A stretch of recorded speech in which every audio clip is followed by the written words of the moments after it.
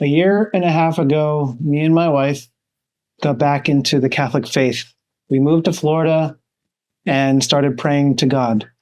We started praying for wisdom. We started praying for material things. We started praying for clarity on our next steps.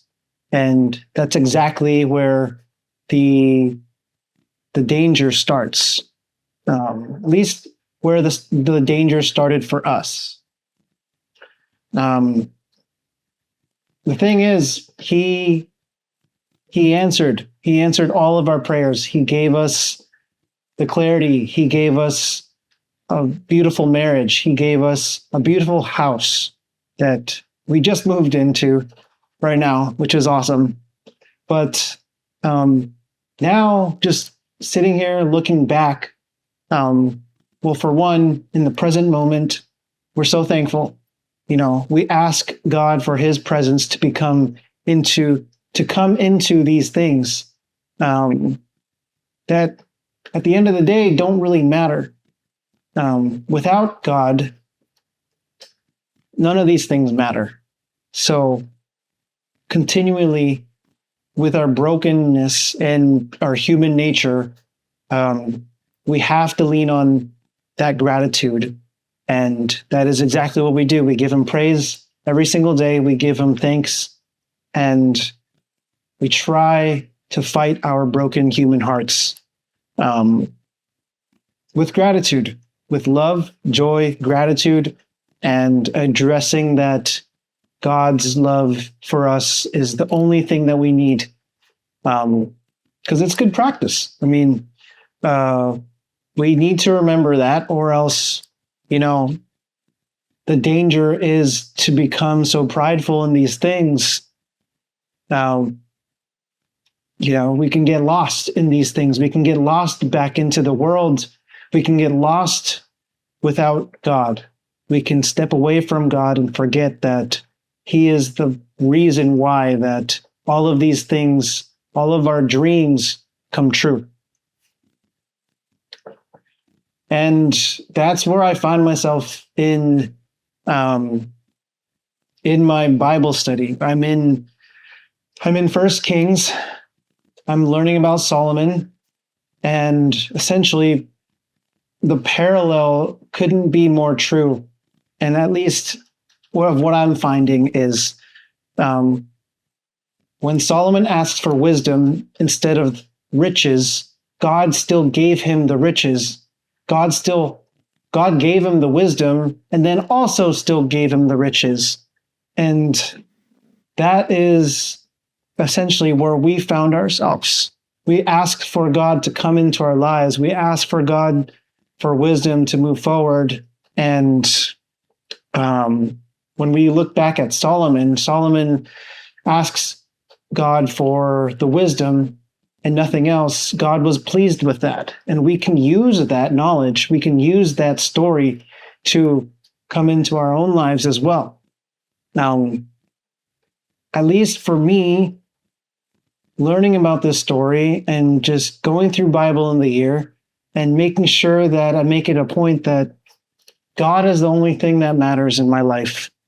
Even though I have these stressors, even though I have problems at work, issues with the house, whatever it is that is,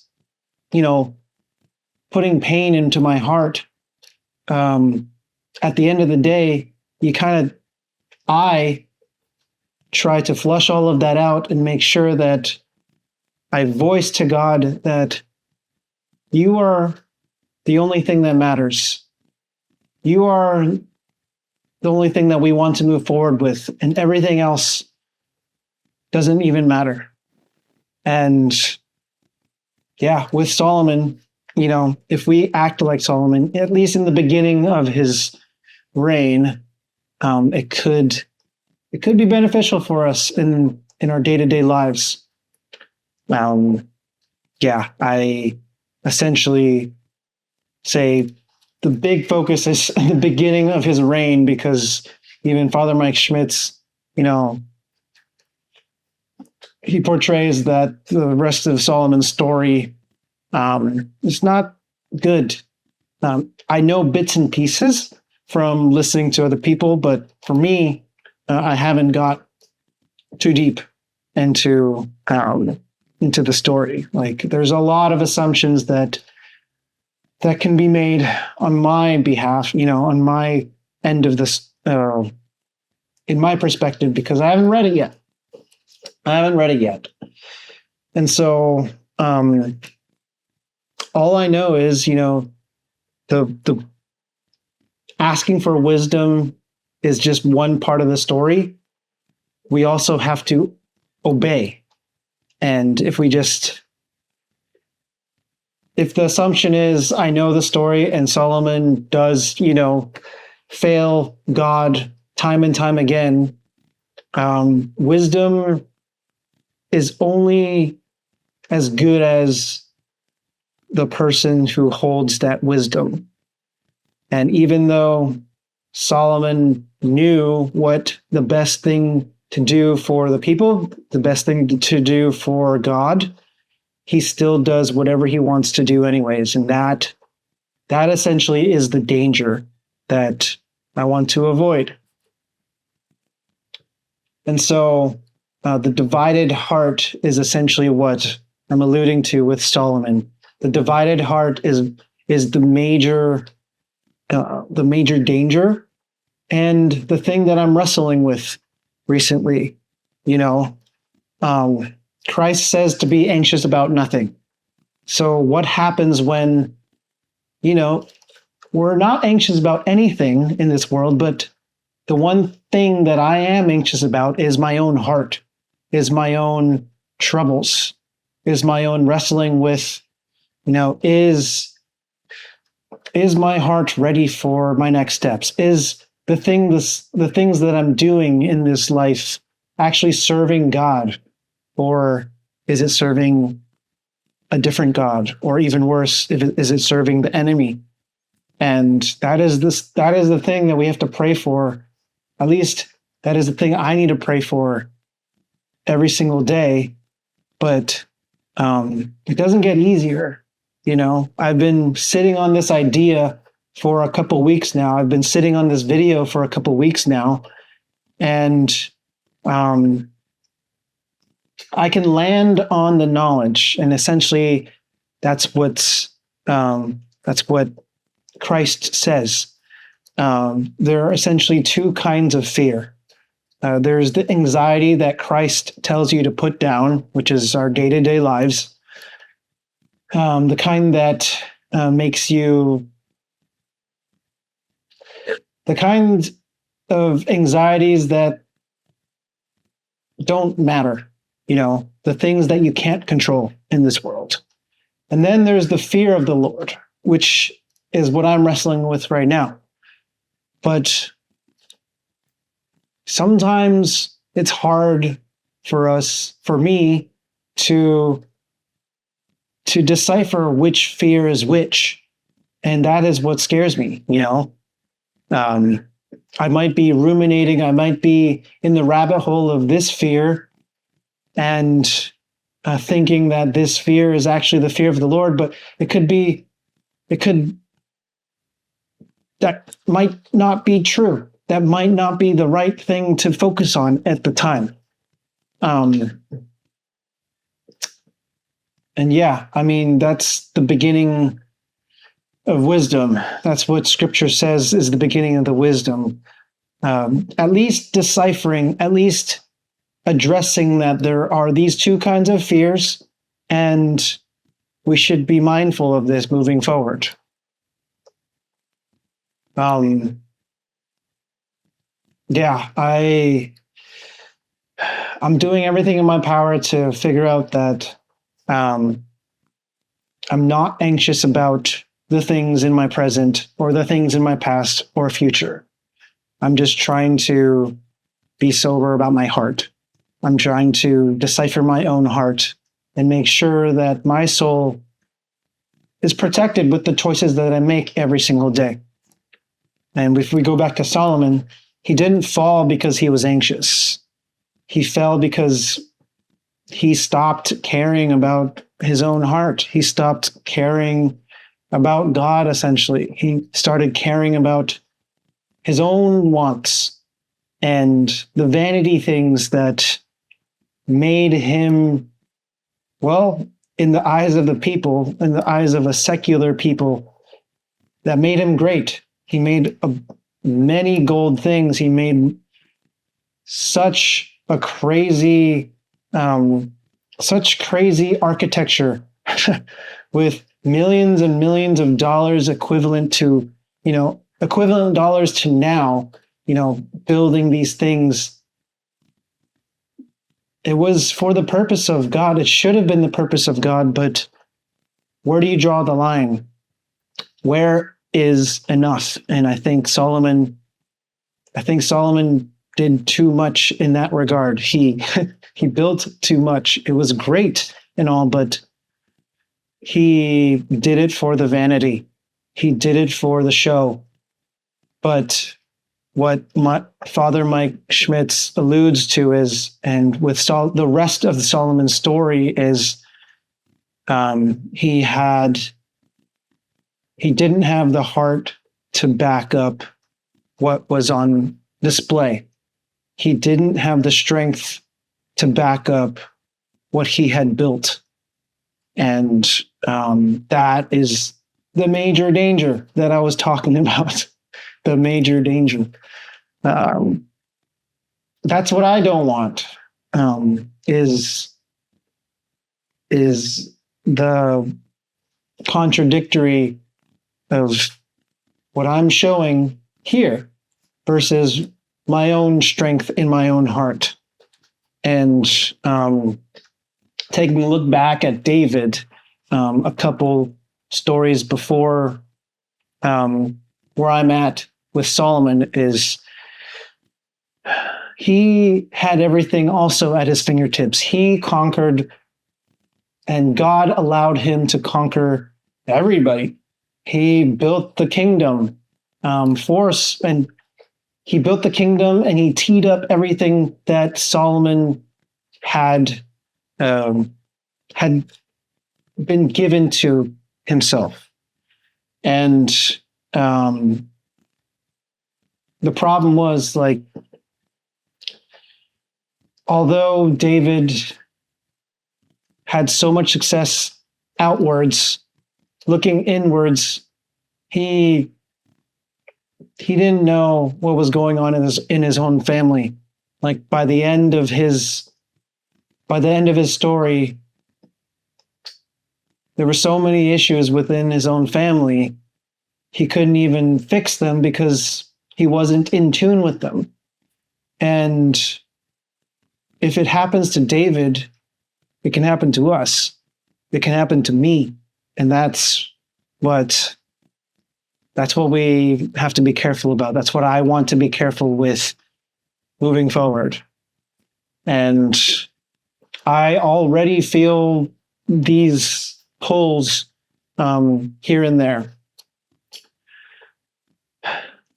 I already feel that this is happening in my own life, and it might be a little bit dramatic addressing these and really stress testing these ideas, but they are true. They're true to myself, and I feel the tension every day. And all I can do is right now is document them the best I can, learn a little bit from them, and hopefully it'll help somebody else out too, looking at my own life. But essentially, some of the things that I've been praying about recently, first and foremost, it's getting better, but first and foremost is praying for more of God's presence at work. And now I'm not just realizing this now, but it's been going on in my 10-year career in the engineering field. As soon as I get into work, as soon as I clock in, I forget about God. I move back to my old ways of just diving into work, getting into flow state, and just going too deep and being too serious about my work. I've been praying for him to be in my everyday actions more and more. But the problem is getting so deep into work that I forget about what is most important. And saying that out loud for me now, learning about it, and I have been praying about it for the last few weeks. It's kind of trite, it's kind of cliche, but it's true. Like, it's dangerous because to the point of being so deep into my work that it hurts others. That's where I found the dangerous part of forgetting about God in your projects. And not only my work, but like any of the projects that I do at home. I kind of relate it to back when I was a kid, building Legos and getting so deep into this Lego build, or the flow state of it, where this Lego piece is the most important thing in the world at the moment. Well, the thing is, like, as a kid, that is the most important thing because you don't know any better. But nowadays, if I do a Lego piece, or if I'm at work, or if I'm doing house projects, I cannot lose sight of this is the most important thing. It has to be only in that moment. This is the most important thing, but God comes first. That is what I've been praying for. God coming into those moments of stress, essentially, and softening our hearts a little bit in that regard. And then the thing that most men, including myself, struggle with is our temper. And once we lose our temper, once we lose sight of what's most important, especially if we lose our temper at our wives or our families or our parents or whoever you're living with, whoever's closest to you. And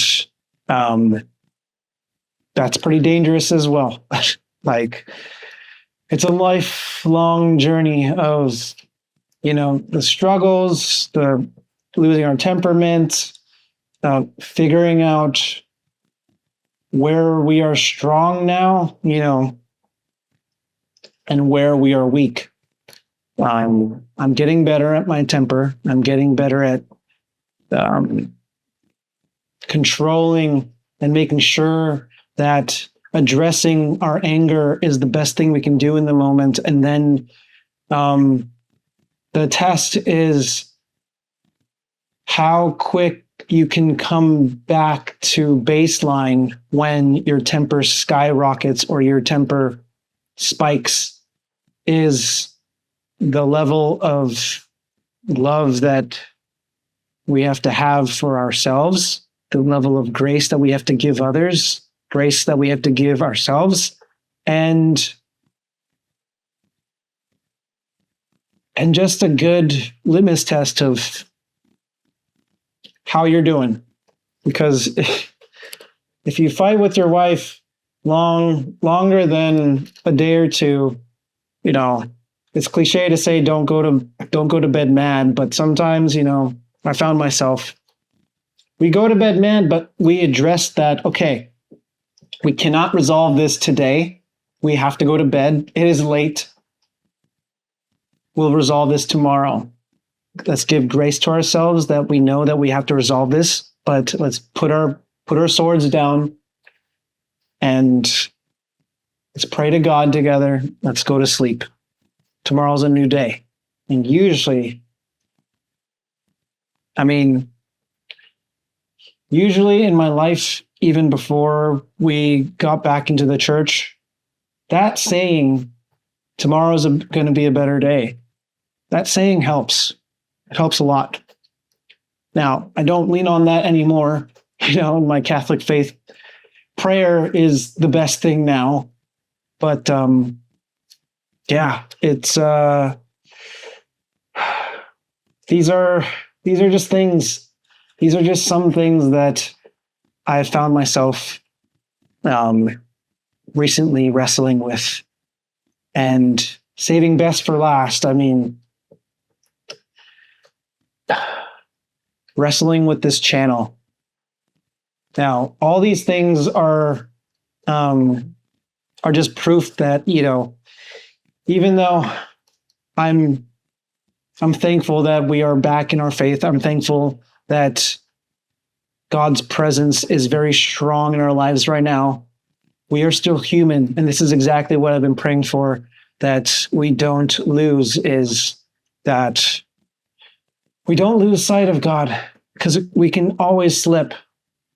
And especially with this channel, especially with this YouTube channel, is what I've been wrestling with the most recently. And I think I will wrestle with moving for years to come, is just, are these videos worth it?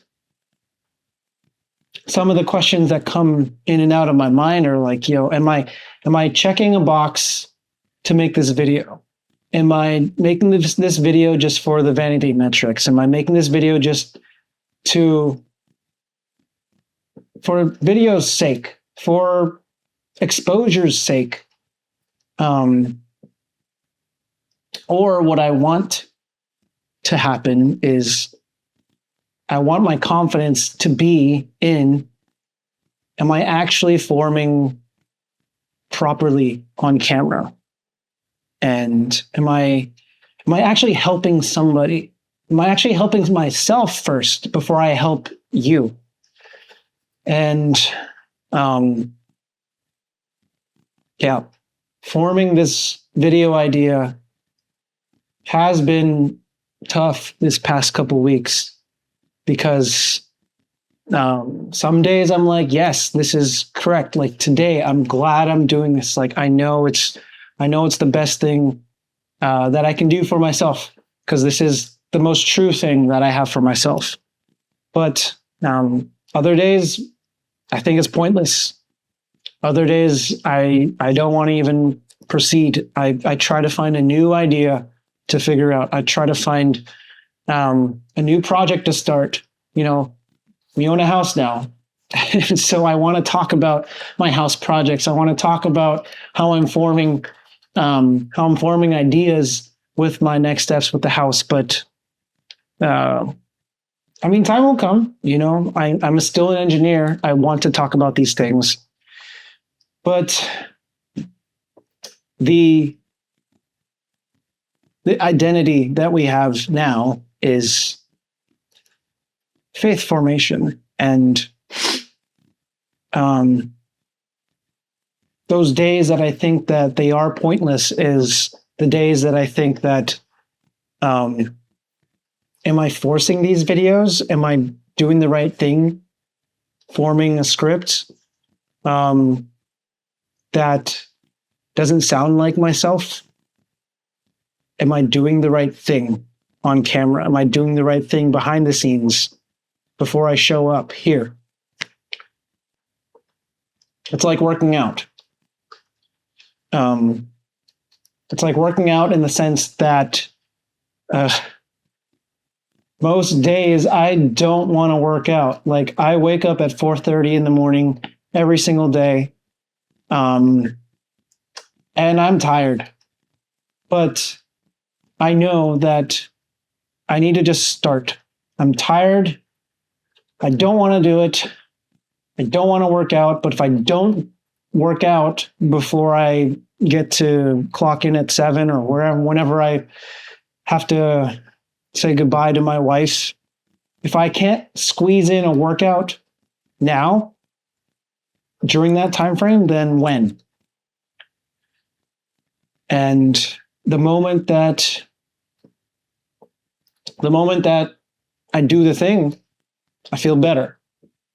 And especially afterwards, I feel accomplished. Each workout done is a win. Because I know I have experience, like in the moment, the more days off that I give myself, I feel feel good in the moment. I feel good just scrolling away on my days off. I feel good not pushing myself physically or mentally. Physically in the workout sense, and mentally, well, here, like this whole channel is just a mental game.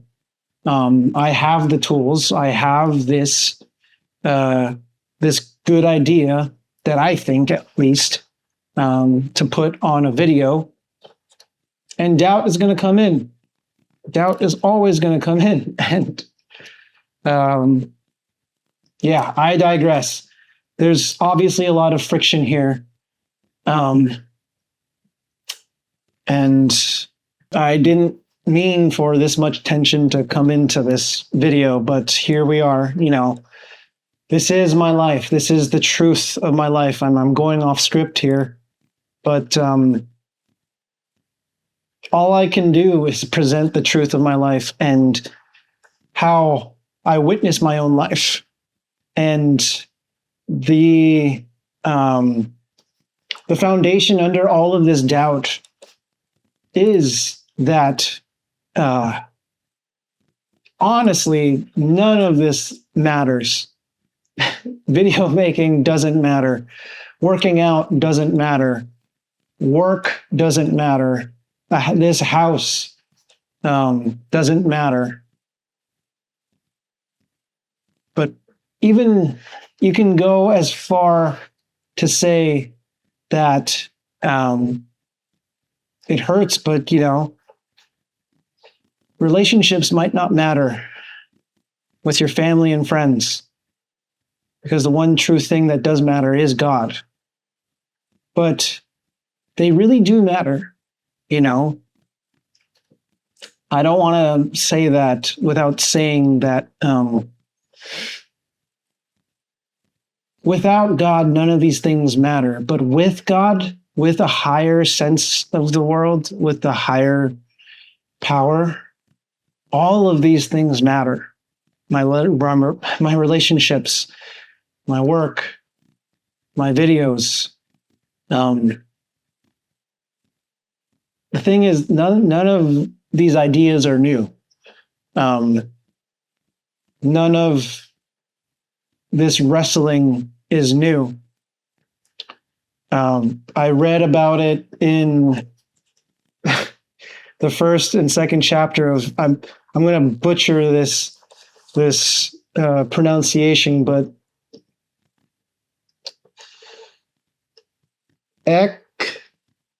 Ecclesiastes. I think that's how you say it. It's clear as day. The vanity of Solomon, the vanity of the world,